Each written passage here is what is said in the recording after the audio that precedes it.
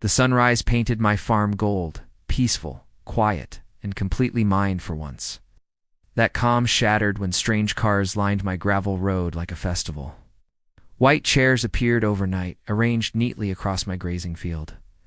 Confusion turned to dread as silk ribbons fluttered on my fences. Then I saw the arch, flowers draped where my cows usually fed. A full wedding venue sat on my land without a single call. Music played softly, rehearsals underway, strangers laughing like they belonged. My stomach tightened as a realization finally hit hard. The HOA president stood there, clipboard again, directing vendors confidently. She smiled when she saw me, like this was already approved. She claimed the HOA reserved the land for a community event. My deed said otherwise, clearly, undeniably. I told her calmly to shut everything down immediately. She waved dismissively, saying the ceremony started in hours. Guests were arriving, photographers setting up, caterers unloading trays. She dared me to stop it. I called the county, zoning office, and local sheriff. Everyone said the same thing. Slow process, civil matter. Time ticked forward while violins tuned in my pasture. Anger simmered beneath my skin. She announced loudly that I was being unreasonable. Guests stared like I was the villain ruining romance. My land had become her stage. Something inside me snapped cleanly. I walked back toward the barn without another word. My boots sank into familiar ground, resolve hardening each step. The cows watched quietly, unaware of their role. An idea formed, slow, inevitable, and perfectly legal. Manure spreaders existed for a reason on a working farm. I hitched the equipment with steady hands. Engines roared to life, breaking the wedding's soft music. Heads turned, smiles fading. The first pass coated the grass, an unmistakable reality. Screams followed, dresses lifted, shoes abandoned. The floral arch collapsed under brown splatter. Smell arrived seconds later, brutal and final. Chaos exploded where elegance had pretended to exist. The bride cried, makeup streaking, heels sinking deep. Vendors fled, guests gagged, cameras dropped. The HOA president froze, mouth open, stunned. I shut off the engine and stood there silently, reminded her she was trespassing on active farmland. The sheriff arrived just in time to witness aftermath.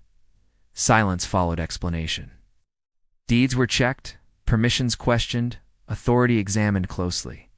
The blame shifted quickly and decisively. The wedding was officially shut down. Trespass notices were issued. She screamed about lawsuits, humiliation, and ruined memories. The sheriff reminded her she caused all of it. Guests left angry, shoes muddy, fantasies destroyed. My field smelled exactly like it always should. HOA. Emergency meetings were called that same evening. Lawyers suddenly replaced clipboards in confidence.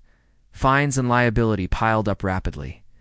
Her position was suspended pending investigation.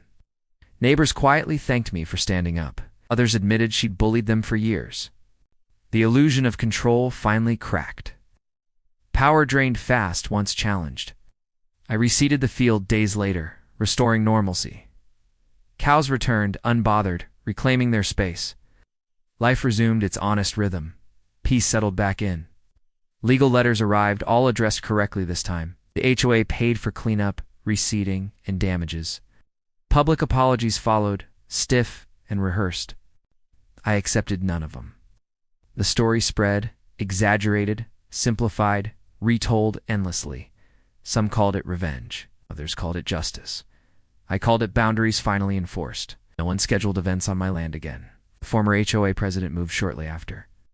Her influence evaporated as fast as it formed. Authority without consent never lasts. The farm stayed quiet. I watched another sunrise weeks later, uninterrupted. No chairs, no ribbons, no strangers. Just open land and breathing space.